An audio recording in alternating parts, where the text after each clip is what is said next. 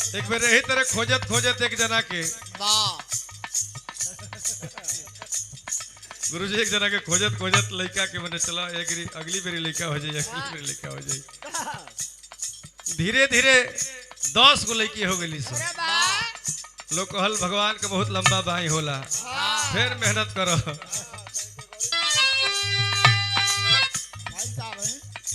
कह दे रहे थे 10 गो लड़की हो गई। सो ग्राहवा पर जाके एगो लड़का भइल, बड़ा खुश बालो। शिवरात का मेला लगा रहल। उनका दुल्हन कहलिए जी देखी ना वो सब गांव पूरा का जाता, हम लोग को चलती जा। तो मर्दा कलश की हो सब जाता ठीक बा, अरे हई 11-12 गो जो टिमिया ले ले बड़वी कैसे जाई। कहली कि भगवान का दिहल धन है, इहो लड़का बच्चा वही में चल जा सके। लेके गईला मेहरारू जीत के दिलस। मेहरारू की जीत के आगे मरद के निखे चलत लेके गईला रोड पर। 11 गो लड़का आदू जनाऊ 13 आदमी। और जब कोनो जीप वाला का हाथ देस तो पहले ही से देखा सके सरवा 2 ठेवरा भाड़ा दियो सो बैठियो से 13 गोड़ा। तो करी नियरवा से तौरी स्लेटरवा दबा दे सो, गड़िया वाला जब आओ सो तो स्लेटरवा बढ़ा दो सो।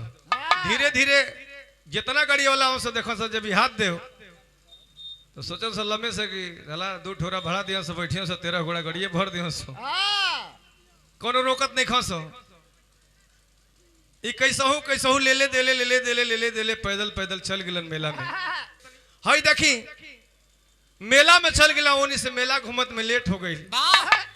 ओने से आवे की बेरी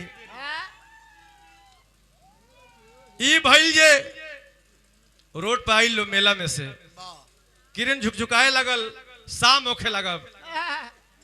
कोनो गाड़ी वाला ने खस रोकत वही खाती कि 2 ठोरा भाड़ा दियो सब बैठियो से 13 घोड़ा।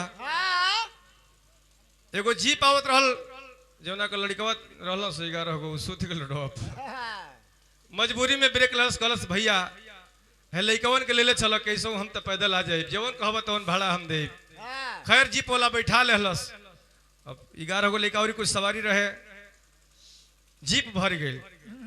वही जगह फौज से रिटायर रहल, उनकर लड़ाई उड़ाई में कहीं से पैर डिस्टर्ब रहे, बैसाखी से चलस।